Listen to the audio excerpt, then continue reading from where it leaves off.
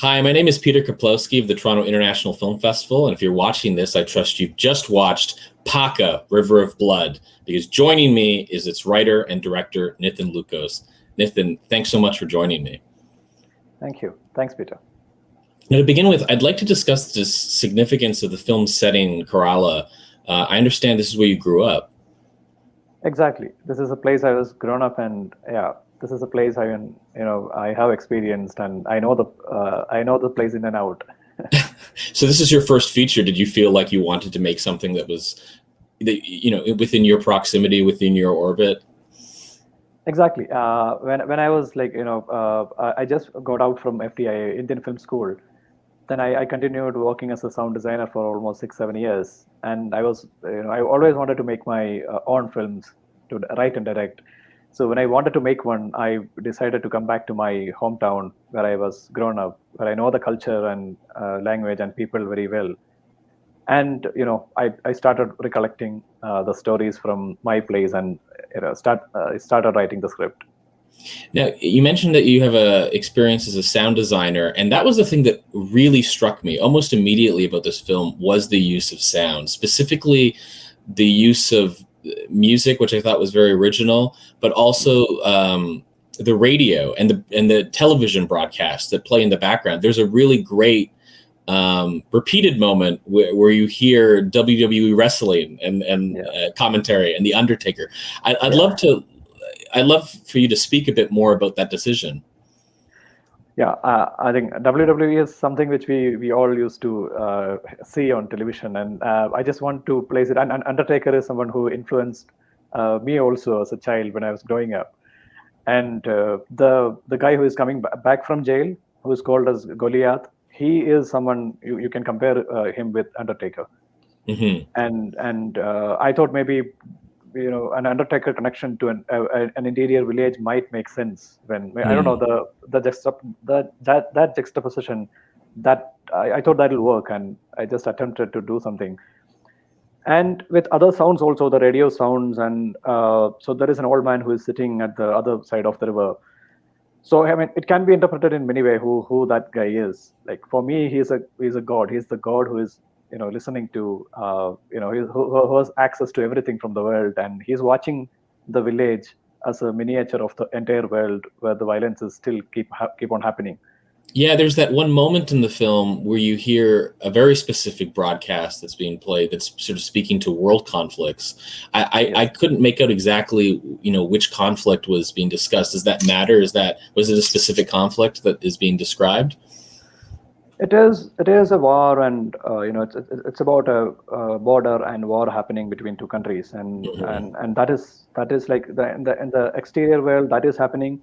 And this village is a miniature of the whole world outside. That's how I wanted to place that with the character, being there, sitting and listening everything around the world, and he sees this village and people doing the similar kind of murder and violence. Yeah, it was important for you to tell the story too from a new generation rather than like the origin of this conflict. Can you speak a bit to, I guess, developing the family history and how much you've thought out exactly how all these conflicts began? Yeah, this is actually started from my grandmother's stories which she told me as a child, and their migration from South Kerala to North Kerala, where Wayanad the story is happening. Wayanad is a hill station where people migrated, especially that Christian migrants. They came, they were farmers, and they were struggling for making a life in 1950s and 60s, just after Indian independence. They came on this migration, and she told me a lot of stories about their struggle to live, their struggle to survive. And when when I was making the film, the kind of violence which was happening in that place, the people used to kill each other. People used to kill and dump their dead bodies in the river. And this river is an original river where people die every year. And so I see it as as a child, and there is one man who takes out the dead bodies, who is Jose. Like he's a real man who takes out dead bodies from the river. That wasn't an actor. That was truly just that's his job in the community. Exactly. That's his job, and he does that. And he's the only one who can do that in the village. Yeah, well, that's what I thought was really interesting too, the specificity of those community jobs and the fact that there's like another town that has their own Tiger Johnny. Like, I thought that was really neat. You really build a world there. You mentioned your grandmother, and I have to say this movie has such a fearsome grandmother in it. Like, and the decision to never quite show her, I thought was so interesting. Could you describe sort of your reasoning for why you didn't want to show the actress? Yeah, that's my grandmother who acted as the grandmother. Really? Yes. because she used to tell me a lot of stories, and I want her to be the actor, and she has a specific kind of a voice. And we shot her face, and we had her face being shown when Paachi kills her, and the pillow is being removed. Yeah. But on a later edit, we decided not to show her because she doesn't look like a monster. I want the character to be a monster. Like, if you show her, then I think the audience won't. Maybe they'll disconnect from that monster image. So I thought, let's not show her. I also thought what I found was interesting is that when you first, by not seeing her at first, she appears to be sort of a pathetic and sad and sick character, and there's a lot of vulnerability there. But then as she begins to tell her stories and what she's done with her life, it's really is a shocking moment. Yeah. Yes. And yeah, some stories are like real stories from my grandmother, and some are fiction. So basically, the whole thing is a careful blend of reality and fiction, which I figured out from my plays. Well, I would hope that some of it is fiction, because it's a terrible cycle of revenge and violence, but it's also, the film is never gratuitous. You never get to the violence is never explicit, and that must have been an important consideration and decision for you. Yeah, the violence never ends. That is something which before Kocheppu, the Goliath character, he's coming. He was in jail, so almost 13 to 15 years. So he was in jail. So there was no violence. Nothing was happening. So they want Kocheppu to come back and kill him. Like that. That's how they do it. Like I remember one family member was killed somebody. He has gone to jail. So in India, the life imprisonment is almost 12 to 13 years. So when they come back, so they killed this guy. Like, they were waiting for this guy to come back and kill him. So that is the story which I adapted to my story, when Goliath is coming back and they are starting revenge again. And then again, it never ends. Towards the end, there is Johnny is alive, but there are other two. No, I know it does. Yeah, like it's just going to the board has been reset, but now there are new players, and the story will unfortunately continue. But I do like that Johnny and Anna, like, they seem to still be trying to hold a form of peace together. That there wasn't, they don't split, at least, which I was glad to see. Which very much could have happened in another drama. Another scene I thought was a really beautiful moment was when Kocheppu goes to see a movie and is having such an emotional reaction to the film. Could you describe sort of the inspiration for that moment and what that also might be speaking about the character? Yeah. I mean, when we are discussing the violence, the nature of violence, and Kocheppu is someone like Johnny, and who doesn't want to get into violence maybe in the past. That's why I showed him as a soft character. He's watching some big raid movie in a theater, and he started crying. Yeah. On some emotional dialogue, and others are like looking at Kocheppu like he is someone who's gone to jail, killed somebody, gone to jail and coming back, but still an emotional, a very sane guy, but he doesn't want to get into it, and he repents what happened in the past. He never wanted to get in, and that's the same with Johnny again. Like, he doesn't want to get into it, but he is also, by fate, he is also getting into the cyclic nature of the violence. Yeah, he also Kocheppu also sings a song soon after, and I was wondering if there was a specific reason for that song, and what sort of the what might be the metaphor or the reason for its inclusion. Kocheppu is coming back to life, and he's trying to catch up with the life in the village, and he's saying about the moon and the relationship between moon and the night, and he compares it with a boy or a man and a woman, something like that, and because he just was going to meet a woman, maybe he hasn't seen a woman for long, like almost he was in jail almost 13, 14 years. Hmm. He's coming back, so he thinks he's back to life and he's starting living a life. So and there's a hope that maybe Kocheppu will live long, but soon after that, like he died. Yeah. Now he's such a wonderful character. What was the casting process like for this film in terms of finding your actors? Casting was 90% of them were from the village. They were Hmm. non-actors. They were never acted in films before. Hmm. And Joni, Anna, Joy, and Tankan, they were professional actors Hmm.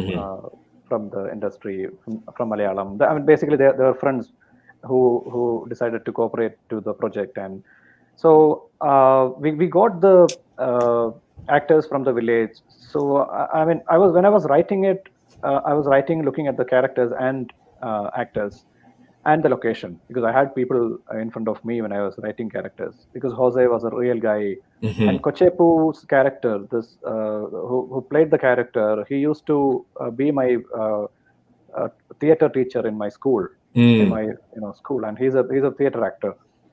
And looking at him, I developed that character who is coming Mm. back from jail, Goliath, who's a giant guy, but now he's coming back as a lean guy. And my Yeah. grandmother character was there, and Paachi is my cousin, Mm. uh, the boy who played the character. I mean, he's also a theater actor, but no one acted in films before. But many of them are from the village, and we casted them, and we have given a workshop with them almost for 2 months. We did workshop with actors. Yeah, I was going to ask about your process in working with non-professionals. If there's a technique or a philosophy that you like to apply to capturing performances. The performances are terrific in this film. They're really, really outstanding. Thank you. This is we did a film called Titi, which was in Locarno, which was in 2015. Titi, I was a sound designer of Titi. That was my first film.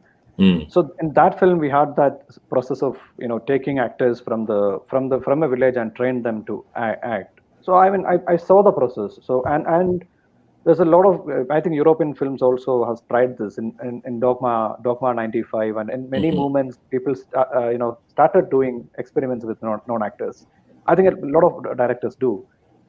Pedro Costa, a lot of directors are still doing it. I mean, Nasser Farhadi. So I'm sure that a non-actor, if you're training them well, and if they get the character, they will do the best. I mean, they Hmm. don't have an inhibition of an actor. They won't have. Well, So I agree as well in the sense that I always love it when I watch an artist or a creative who hasn't been taught any of the rules. So they don't know which ones to break and which ones to uphold. And then you get really interesting decisions that often are more real or authentic. So, yes, you just have to take more takes, and just have to push them to get what you want to get. And there was an acting junior from my film school, Suraj. He really helped me to train them, because he mm. knows how to train actors, and we spent almost 2 months to do the process.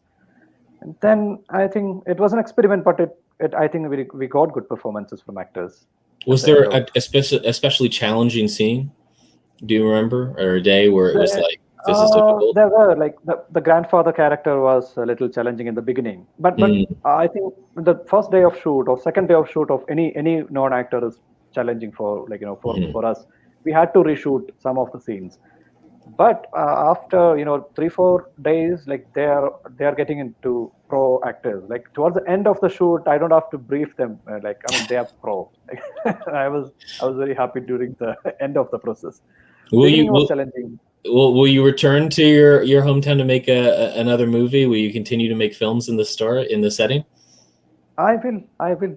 I can, Yeah. because I mean now people trust me more because it's in Tiff. It's a big thing Well, to we're to so happy to have you here, people of are, course. yeah, people are really happy here that the film which we shot in a village, and it's going to Toronto Festival, and yeah. Some of the geography that I really I found very striking is the image of the path that leads to the river.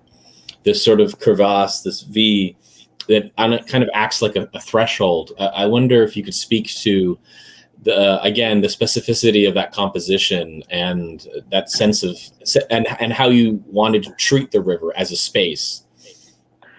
Yes, it's a V-shaped entrance. That's what we called in the script. It's a V-shaped. Okay, so that was always in mind. It wasn't. Yeah. It was in mind, and that's the entrance to the river, basically, to that trenches. So after shooting, the space is called as a V-shaped entrance. So it didn't have a name, but now it has a name. So this V-shaped entrance is like, I mean, in the film we used this we composed and we used this as a this is a visual motif in the film, which people are going down and coming up, and Kocheppu is dying. He's going down. Paachi is going down to it. Basically, I treated it like a womb of the river, because the river is a silent witness to the whole. Maybe if river is a mother and the womb is the entrance of the womb is the V-shaped entrance. So that is the connection which I have given to that shape. In one of the posters, we have drawn that V shape and with a womb and a kid within it and trees and stuff. Yeah. Could you speak to some of the sort of influences you might have drawn on from the film, either literary or cinematic, if any, that were important guiding principles?